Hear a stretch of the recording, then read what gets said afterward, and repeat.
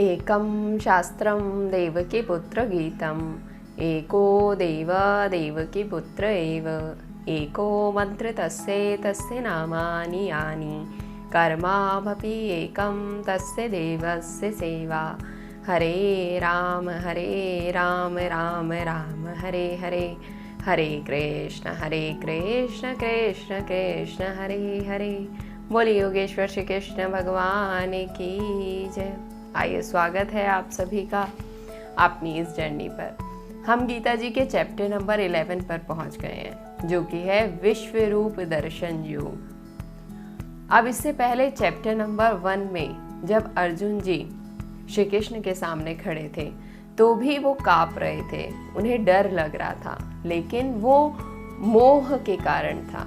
लेकिन और वही सेम कंडीशन आज अर्जुन जी की फिर से है। वो भगवान के सामने खड़े हैं, कांप रहे हैं, डर लग रहा है, लेकिन अब ये है प्रभु से प्रेम के कारण। जो इसके अंदर का जो प्रेम है वो अपने हृदय में रोमांच उत्पन्न करता है। तो उस रोमांच के बाद जो स्थिति घटित होती है, रोना या फिर कांपना, वो प्रेम में भी हो सकता है। तो आज जो अर्जुन जी की स्थिति है वो प्रेम के कारण है। अब उनका मोह नष्ट हो चुका है। वो प्रभु के सामने हाथ जोड़कर खड़े हैं, उनका रूप का दर्शन कर रहे हैं। प्रभु ने उनको वो दिव्य चक्षु प्रदान किए हैं, उस रूप का दर्शन कराया है जो इससे पहले उन्होंने कभी किसी को नहीं कराया।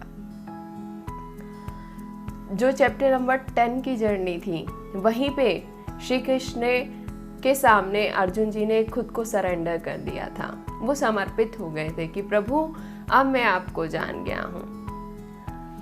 अब उस प्रेम के कारण ये जो परिवर्तन हुआ है, जो रोमांच है, ये केवल उनके शारीरिक स्तर पर नहीं, शारीरिक स्तर पर, मानसिक पटल पर, आध्यात्मिक पटल पर, सब पे परिवर्तन लागू हुआ है। अब इस चैप्टर का एक सार स्वरूप, जो एक विजन, जो हम इस पूरे पाठ का चिंतन करके जो समझ सके, उसको आप लोगों के सामने परोस रही हूँ। इस चैप्टर का जो एक मेन टीचिंग है वो ये है कि we don't need to change our position, we don't need to change our location, we just need to change our vision.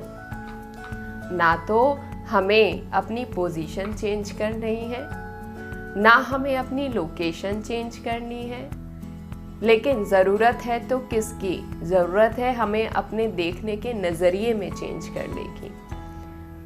वही देखने का नज़रिया अगर हमारा चेंज ना हो तो जो अर्जुन जी की स्थिति पहले चैप्टर में थी, वही स्थिति हमें आज इस 11 चैप्टर में भी दिखेगी।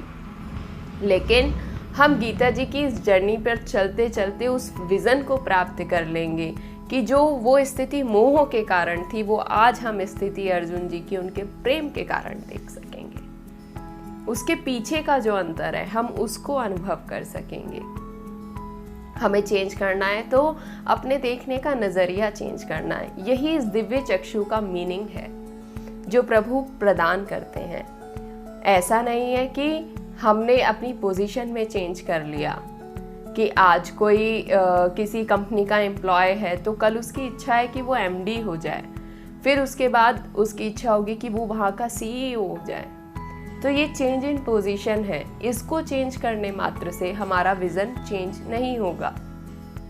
जो जैसा था, अगर किसी का नेचर, किसी का व्यवहार चेंज करना है तो उसके देखने के नज़रिए में चेंज लाना होगा। अगर कोई रंक आज राजा भी बन जाए तो वो पहले कुछ पैसे की मांग करता था और आज दूसरे देश की सीमाओं की मांग करेगा। लेकिन वास्तव में हमें अपने देखने के नज़रिए में चेंज करना है, अपने व्यवहार में चेंज करना है। तो we only want to change our vision. अब ऐसा भी नहीं है कि हमने अपनी लोकेशन चेंज कर ली तो हम प्रभु के उस रूप को पा जाएंगे। हम यहाँ बैठे लेकिन हम सोचें कि आज हम ब्रज में चले जाएं तो हम में कुछ चेंज हो जाएगा। नहीं, ऐसा नहीं है। बस इस 84 के चक्कर में उसको सोचने से हम कतराते हैं, तो हम ब्रज 84 को उसके बारे में सोच लेते हैं कि मैं वृंदावन में जाऊं, कि मैं बरसाने जाऊं, कि मैं गोवर्धन जाऊं, कि मैं बंसीभट जाऊं, कि मैं राधा कुंड जाऊं, कि मैं श्याम कुंड जाऊं, ये सब विचार हमारे वहाँ पहुँचने पर चेंज नहीं होंगे, बल्कि वृंदावन का अनुभव हम अपने भीतर ऐसे करें कि हम जहाँ बैठे हैं हम उसी जगह को अपने देखने के नज़रिए से, वो अपने विज़न को चेंज करने के नज़रिए से हम जहाँ बैठे हैं वहाँ ही हम वृंदावन को क्रिएट कर लें। ये इस चैप्टर की मेन टीचिंग है कि we just want to change our vision rather than to change our position and location. जैसे अगर कोई उपासक मंदिर में जाता है तो वो मंदिर में कुछ और देखेगा, कोई योगी जाता है तो वो कुछ और देखेगा, कोई हिस्टोरियन जाता है तो वो कुछ और देखेगा, कोई साधक जाता है तो वो कुछ और देखेगा, कोई इंटीरियर डेकोरेटर जाता है तो वो कुछ और देखेगा। वहाँ उपस्थित सब कुछ है, लेकिन हम उसमें से देख क्या रहे हैं। This is the main teaching of this chapter. You see what you want to see, you don't see everything which exists। यही दिव्य चक्षु का मीनिंग है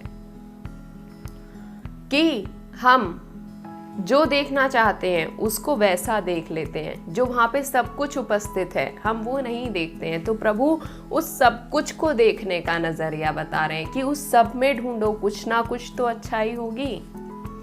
जैसे कोई हिस्टोरियन मंदिर गया तो वो उस मंदिर का इतिहास देखना चाहेगा कि कितना पुराना है, इसके पीछे का इतिहास क्या है, इसकी हिस्ट्री क्या है, ये उसके देखने का नज़रिया है। अभी भी भगवान की मूर्ति वही है, सब कुछ वही है, लेकिन उसके देखने का नज़रिया क्या है कि वो देखना चाहता है कि इसका इतिहास क्या है।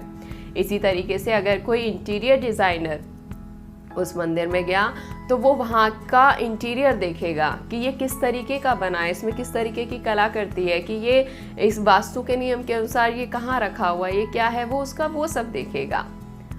अगर कोई योगी जाता है तो वो उसको मंदिर में भी कंदरा ही नजर आएगी, वो गुफाओं का ही दर्शन करेगा। लेकिन वास्तव में मंदिर तो उपासक के लिए बना है। जब एक उपासक मंदिर में जाएगा तो वो उस मंदिर में रखी हुई दिव्य प्रतिमा को ही देखेगा। उसके लिए तो वो मंदिर में बैठा भगवान ही सब कुछ है, फिर चाहे मंदिर की पोजीशन कुछ भी हो, उसकी लोकेशन कुछ भी हो, उसका जो विजन है वो उसको उस मंदिर में भगवान दिखा देगा।